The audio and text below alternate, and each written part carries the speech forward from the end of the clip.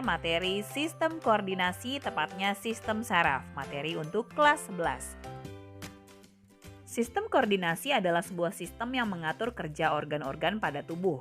Sistem ini berperan untuk memerintahkan setiap organ untuk dapat bekerja sama mendukung fungsi tubuh agar bekerja dengan baik. Nah, sistem koordinasi terdiri dari sistem saraf, sistem indera, dan sistem endokrin atau hormon.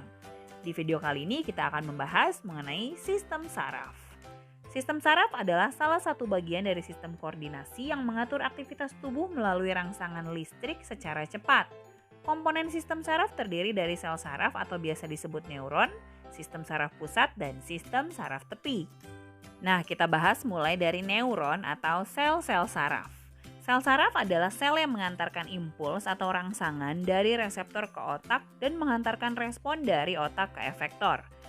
Proses penerimaan rangsang, penghantaran rangsang ke saraf pusat, sampai dengan proses penghantaran respon dibantu oleh jutaan bahkan miliaran sel-sel saraf.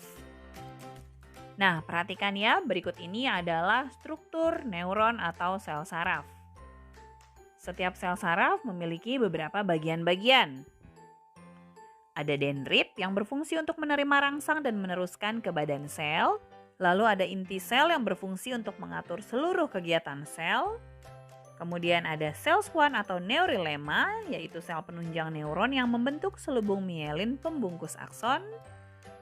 Ada pula nodus Ranvier, yaitu bagian atau titik pada akson yang tidak terbungkus oleh selubung mielin, fungsinya untuk mempercepat jalannya rangsang. Kemudian ada badan sel yang menerima rangsang dari dendrit dan meneruskan ke akson. Dan ada akson yang menerima rangsang dari badan sel dan meneruskan ke neuron berikutnya. Jadi urutan jalannya rangsang atau impuls di neuron adalah impuls datang dan diterima oleh dendrit, diteruskan ke badan sel, lalu diteruskan ke akson dan akson melanjutkan ke neuron-neuron berikutnya, begitu seterusnya hingga sampai ke saraf pusat. Antara neuron satu dengan neuron lainnya ada celah yang disebut dengan celah sinapsis.